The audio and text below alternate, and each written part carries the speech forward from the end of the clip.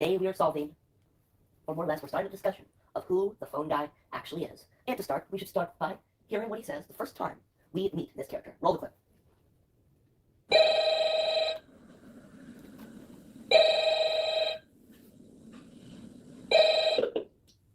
Hello. I want to record a message for you to help you get settled in your first night.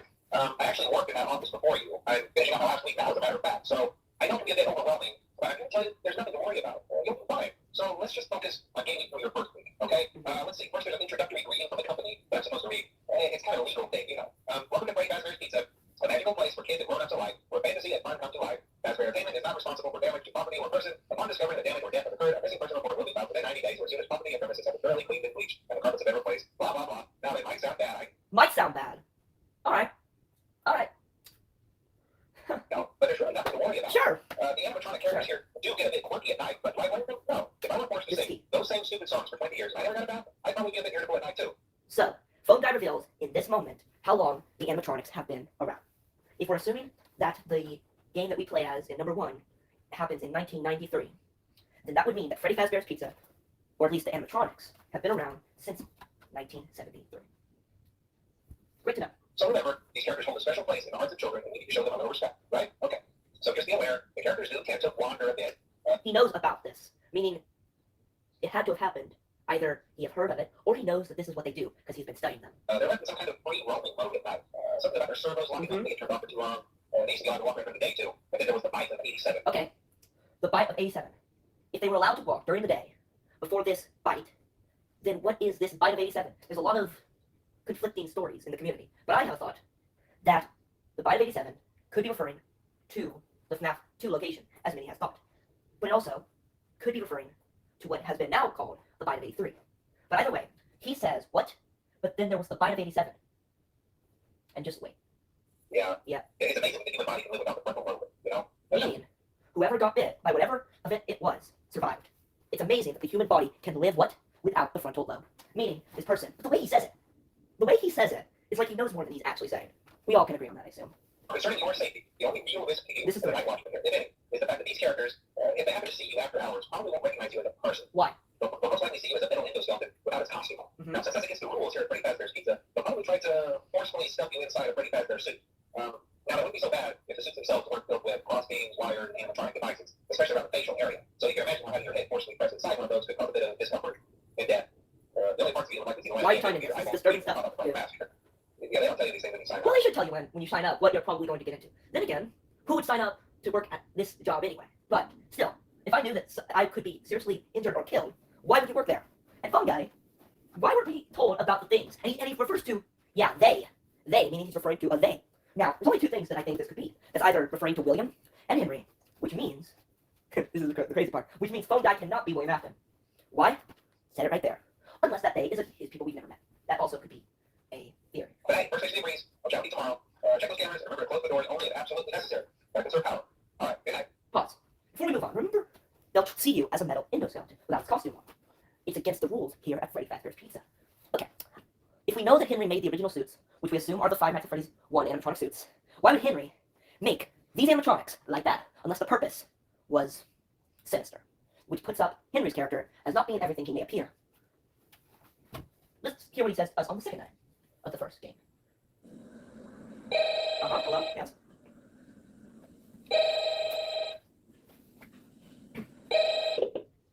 Hello. Well, you're listening to me today too. Congrats. I won't talk quite as long this time since Freddy and his friends. And his friends. Now, that could just be referring to Freddy and his friends, in that it's the animatronics, their friends, blah, blah, blah. But that also could be referring to as is insanity as well. That he knows that these suits have something weird with them. Because Freddy and his friends. That also could be referring to when in FNAF 4 we hear about Fredbear and friends. Boom. Freddy and his friends. Why? We never get into why they get more active. Could be because interestingly enough, Freddy himself doesn't come on stage very often. I heard he comes on more active in the dark though. So hey, I guess that's one reason I'm going to power. Pause. What I was saying before. Why? Why would this company be doing what it's doing? We know who runs it. We know that it's between Henry and William Afton. So who is Phone Guy? He seems close and yet distant. He refers to the company as they, just like he did before in Night 1. He also is talking as if he knows the behavior of these animatronics to an uncanny degree. Anyway, let's continue. I also want to emphasize He also tells us important things about how to make it through the night. camera views. And those blind spots happen to be right outside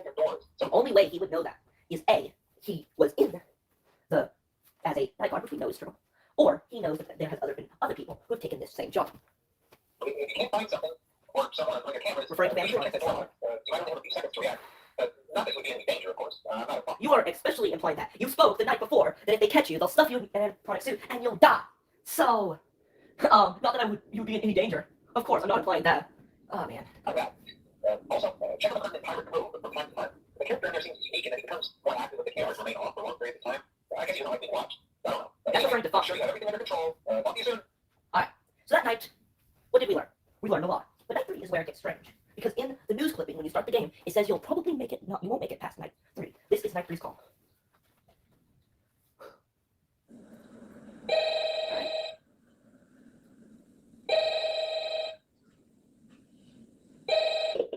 Oh, hey, you're doing great. Great. Most people don't last this long. What he just said is most people don't last this long. And then listen to what he tries to do. He tries to say it in such a way to not make you afraid. But he knows full well what he meant. I mean, you know, they usually No. do things like that. I'm not inclined to think You that. do. That's not That's literally what he anyway, I do not take up too much of your time. Things are getting real tonight. And after night 3, everything seems to be heightened. The animatronics seem to be heightened. It seems more haunted after night 3. Hey, listen, I got an idea. If you happen to get caught and want to avoid getting stuck into a buddy suit, try playing dead. You know, go limp. There's a chance that maybe they'll think that you're an empty costume instead. Then again, if they think you're an empty costume, they might try to stuff a metal skeleton into you. Or that would work. Wonder how that would work. Which means he knows something, but he also doesn't. He's wondering how that would work. How would that work? Huh. Great thing to ask. When we've learned through other things about this metal endoskeleton, and in the books at least, it is an endoskeleton that kills Henry. Anyway, blah blah blah. Now that might sound bad, I know, but let's continue. Yeah, never mind. Scratch that. That's just not to get caught. Mhm. Okay. I'm going to pause for a moment.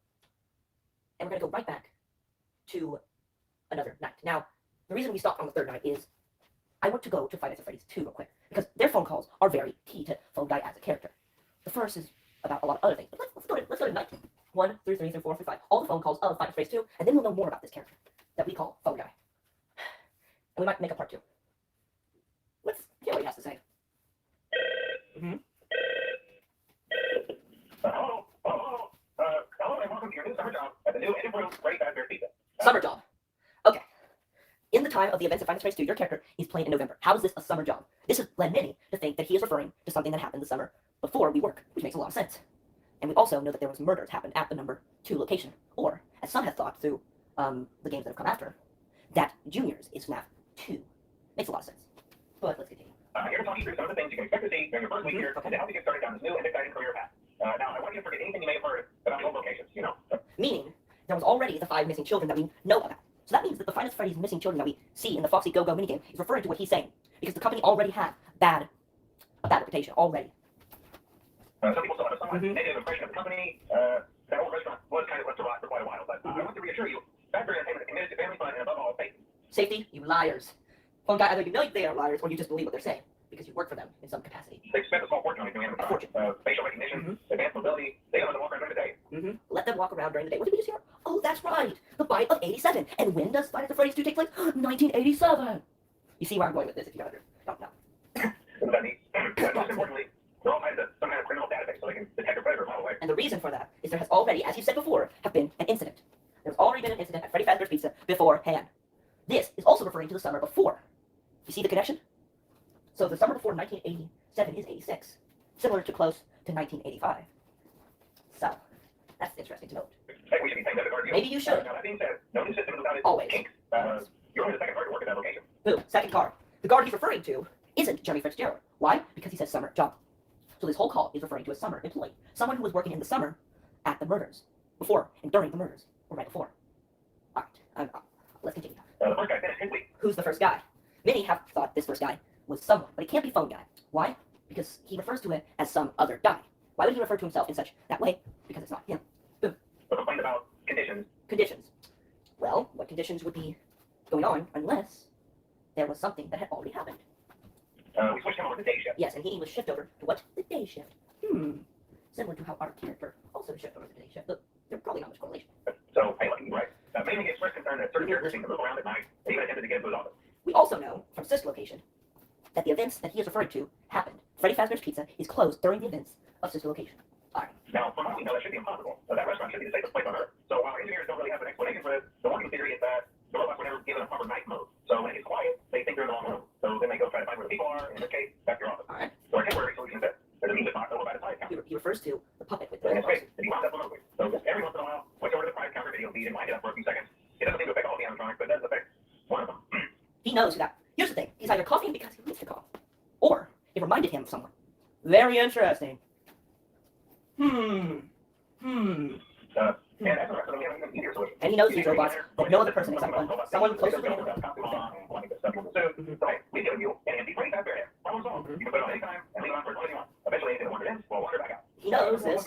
How do you know this, phone guy, unless you know how their systems work? Then again, you said in the first game you know how these systems work. So more proof that he knows how these robots work on an uncanny level. It's kind of a quirky modern design of the building. You may have noticed there are no doors for you to close. But hey, you have lights, and even though your flashlight running out of power, the building cannot. So don't worry about the place going up. Alright. So I think that's it. You should be golden. Check the lights, don't afraid if you need to. Keep the music box turned up. Be the game. Have a good night, and I'll talk to you tomorrow. Alright. So who is that referring to? Before we move on to night 2, where things get really interesting, and is where we're going to have to sadly pause until next time. But let's finish this one thought. Who is Phone Guy? Well, we need to listen to what he says, and he's given us many threads to think of who this guy actually is. Let's go through night 2, and we'll call it an episode. Hello. See, I told you at first I wouldn't be a problem. They're natural. By now I'm sure you've noticed the older models sitting in the back of those are from the previous location. Previous location, you say? Sounds like a Pizzeria Simulator location. It's either from parts now. The idea at first was to repair them. They even started retrofitting them with some of the newer technology. But they were just so ugly, you know? And the smell. So now they decided to just go in a whole new direction and make them super kid-friendly. Those older ones shouldn't be able to walk around. But if they do, the whole Freddy head trick should work on them too. So, Should. Not that he guarantees it would. I love those old characters. We have to go back to this, because I want you guys to hear what he says about these old characters. Around. But if they do, the whole Freddy head trick should work on them too. So, whatever. I love those old characters. Did you ever see Foxy the Pirate? Oh, wait, Foxy. Oh, yeah, Foxy. Hey, listen. That one was always a bit twitchy.